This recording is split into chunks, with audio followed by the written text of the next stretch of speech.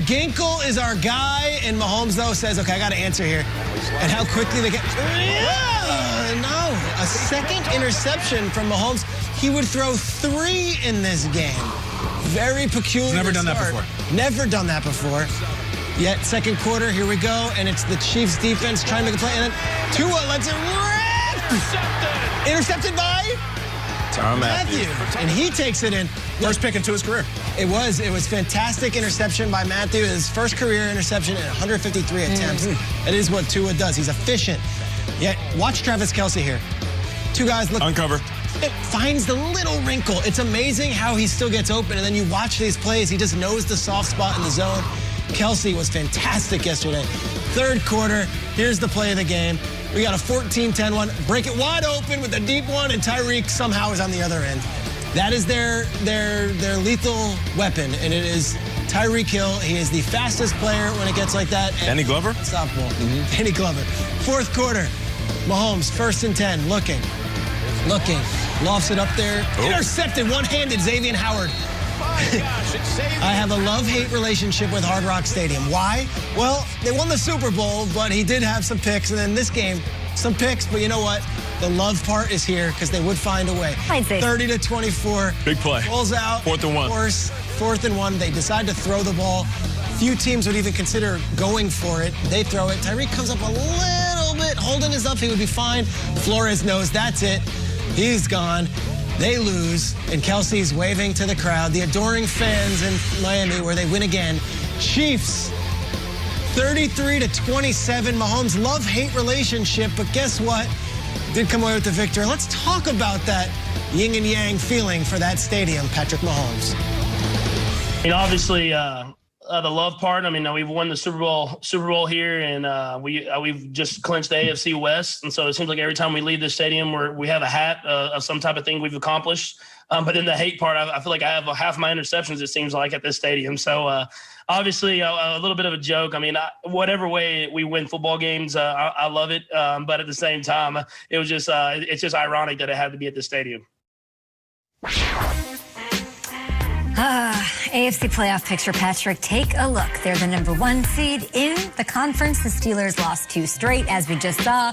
Another tight one for Kansas City, but a win nonetheless, even when he threw 3 interceptions. It was wild, guys.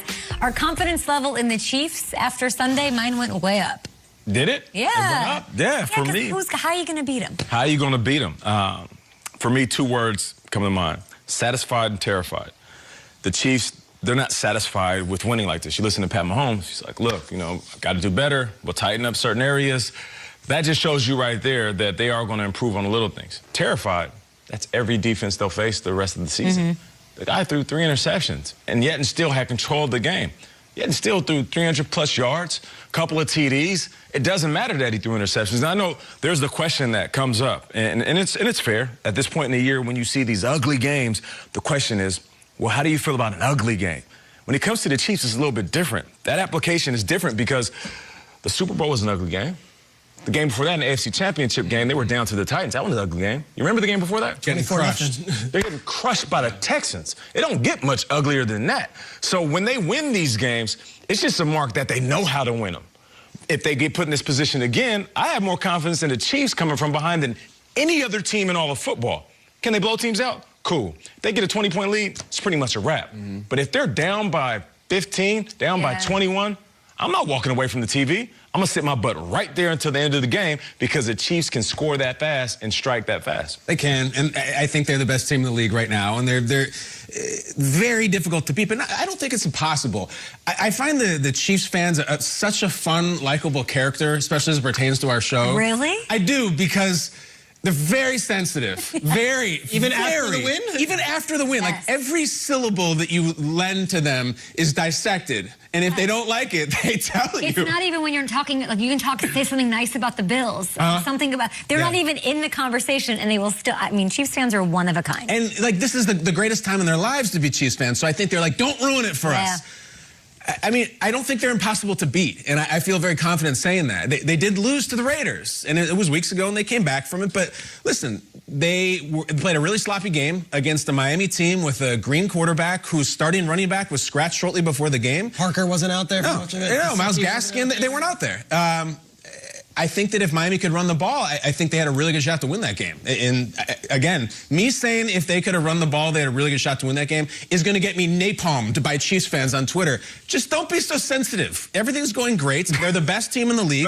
But I cannot say, it's over. Let's just mail it in. The AFC is done. It's just a turn to see who can play the Chiefs. I don't. I actually think last year at this time they were playing better football than they are right now. Yeah. And I think Mahomes also, I think he might have given away the MVP yesterday. Ooh. I'm sorry, but I'm not sorry, actually. Drakes, the Dolphins didn't have Gaskin or Van Noy either. We have to consider that. Oh, Van Noy, they were losing. Gaskin was a late scratch before the game. Yeah, he had the COVID-19 situation, so they were down to Elijah McGuire and Bowden and DeAndre Washington. I mean, that wasn't the Dolphins' full team, and they gave the Chiefs everything. And I come around to this.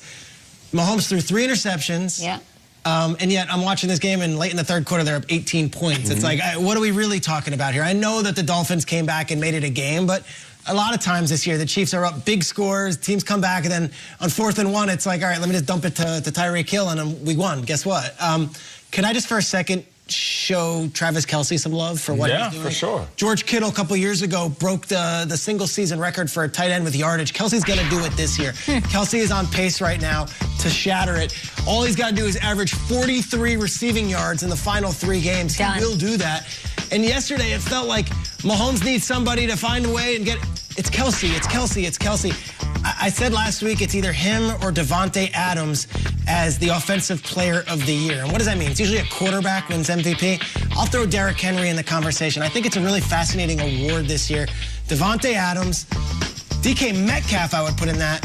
I would put in Derrick Henry, and now I think we've really got to consider Kelce. He's so good that we take it for granted. I know we love Gronk, and Gronk was a fantastic tight end, and Gronk still can play. I don't know if Gronk was ever as unstoppable as Travis Kelce has been over the last 24 months. This guy, anytime they need a play, he finds a way to get open, he makes the play, and he moves the sticks. They have so many playmakers, and that's all their all advantage. Travis Kelce might be the very best of all, and he might be the very best tight end that we've seen in the league. I think maybe ever, the way he's that good. No doubt. Can I add in a nugget that I learned yesterday? And he's going on his 5th season with 1,000 yards straight, consecutively. No other tight end in the history of the NFL has more than 4. And he's doing this as the #1 wide receiver. He's right. Tyreek Hill is great to watch. Travis Kelce is the glue within this offense. Without him, they are not as good. Without him, they're not Super Bowl champs. Without him, Pat Mahomes isn't the same type of Pat Mahomes. Well, here's what they have coming up, right? They have to go to New Orleans and face the Saints. Saints coming up short against the Eagles. If you get past the Saints, you have the 1 seed in the AFC, and nobody wants that. And you don't. They're going to go to the Super Bowl again. The Chiefs are. After that, it's the Falcons.